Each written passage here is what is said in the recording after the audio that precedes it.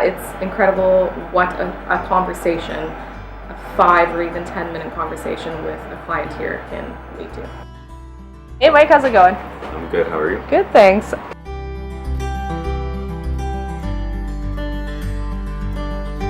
But could you tell us a little bit about what caused you to end up on the streets and homeless?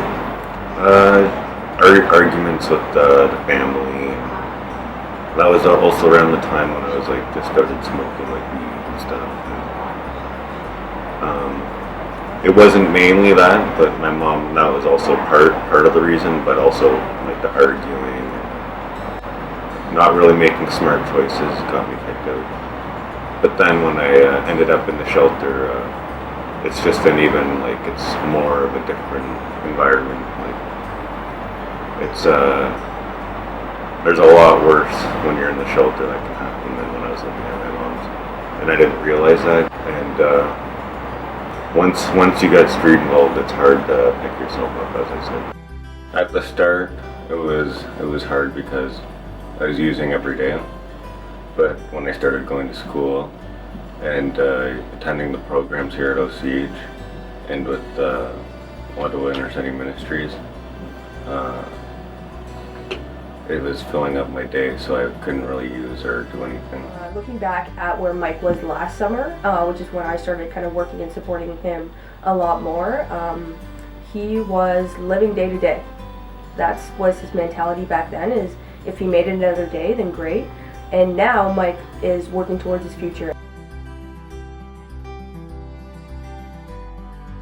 He definitely has worked hard over the past year. He's probably completed about 8 credits in a year and a half's time, which is incredible for someone who is often living on the street. Mike's accomplishments have been outstanding in terms of everything from education to housing to, I think, his self-confidence to his community involvement.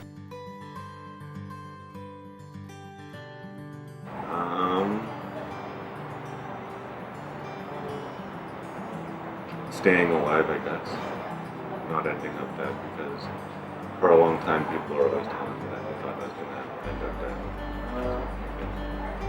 dead. One of the most unique things about Mike is that he will put others first 100% of the time. You know, even on his worst day, he is there for his friends, he's there for OCH, and we've seen that time and time again in various different aspects of when Mike's here at OCH. Seeing, when I see other people, that are at rock bottom that need help, it sort of makes me want to help them, and then it makes me want to help myself also. I would say probably about a year ago, we started advertising for the youth cleaner position. And Mike wanted the position, and I was like, you know what, I think he would be wonderful. We interviewed him, he did amazing. And then after his interview, he walked in and he said, you know, so-and-so is actually looking for work as well, so I told him to come apply, and maybe you should interview him, I think he'd be really great. He was so selfless, and he knew that would jeopardize his opportunity and that maybe they could get the position over him, but he cares about his friends so much that he went out of his way to put in a good word for someone else. An example of when Mike put others first, I think, came a lot last summer.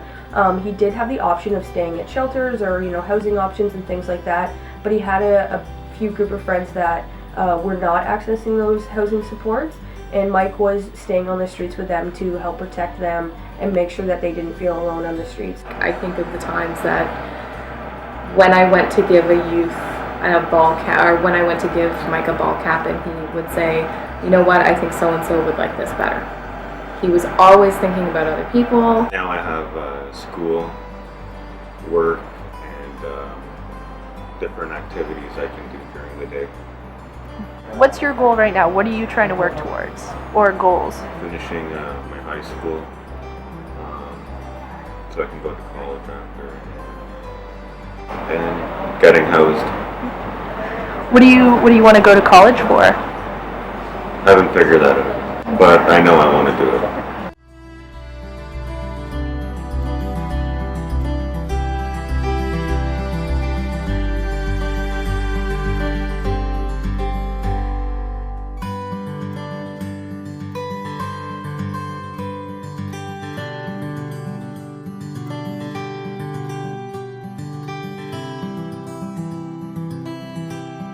OCH is a big part of my life and everyone else's.